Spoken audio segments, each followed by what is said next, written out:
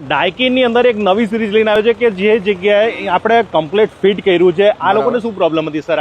Okay, હવે આ છે ને આ હોસ્પિટલ હું તમને કહું કે રેસિડેન્સ એરિયામાં છે, એટલે આમાં બે ચેલેન્જ હતી બરાબર. કે એમાં એ લોકો પાસે 25 થી 30 એસી હતા, જેની ગરમ હવા નીકળે અને આજુબાજુમાં ડિસ્ટર્બ થાય.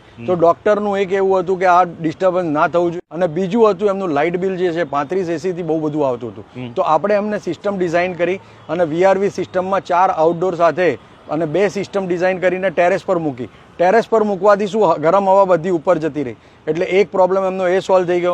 અને આ સિસ્ટમ લગાવ્યા પછી એમની 30 થી 35% લાઇટ બિલ ઓછું થઈ ગયું. તો આજે હું તમને અંદર પણ દેખાડીશ ને આ સિસ્ટમ કઈ કઈ જગ્યાએ કેવી કેવી લગાડેલી છે એ પણ બતાવીશ ને એક બીજો પ્રોબ્લેમ કદાચ કોઈ એક બંધ થઈ ગયો તો બધી બંધ થઈ ગઈ? બિલકુલ ના બંધ થાય. આપણે ડિઝાઇન જ એવી રીતે કરવી છે કે ખાલી એટલું ઇન્ડોર જ બંધ રહે, બાકી આખી સિસ્ટમ ચાલુ રહે. આજે આપણે જે હોસ્પિટલમાં આવ્યા છે તો સર અહીંયા શું ચેલેન્જ બીજી શું હતી? ગરમ હવાની ચેલેન્જ હતી, આજુબાજુ રેસિડેન્શિયલ એરિયા છે, અને બીજું લાઇટ બિલનો ચેલેન્જ હતો. તો આપણે આ બંનેને એડ્રેસ કરી છે. ને કુર્મી સાહેબ કે જે હેડ છે સીએમ હોસ્પિટલ જેમની છે, હોસ્પિટલના મેઇન છે ડૉક્ટર સાહેબ. તો આ એસી ને ઓલા જે ડાયકિન એસી ને એમાં શું ફરક લાગ્યો તમને સર?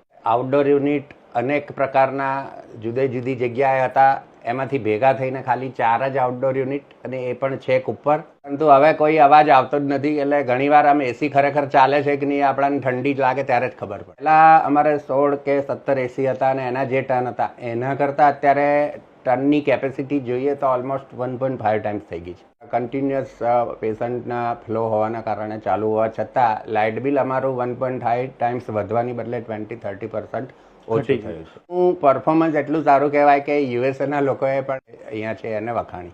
આ સિસ્ટમ નાખ્યા બાદ સર્વિસનું શું કહેવાનું થાય? સર્વિસ તો બેસ્ટ ઓફ ધ બેસ્ટ છે, કારણ કે પહેલા કેવું હતું કે અમારે સર્વિસ માટે કોઈને કોલ કરવો પડે કે ભાઈ હવે ઉનાળો આવી ગયો છે તો ચાલુ કરો. અહીંયા ઊંધું છે કે એરોમામાંથી અમને સામેથી કોલ આવી જ જાય છે કે ભાઈ તમારે સર્વિસનો ટાઈમ થઈ ગયો છે, મારો માણસ ક્યારે આવે.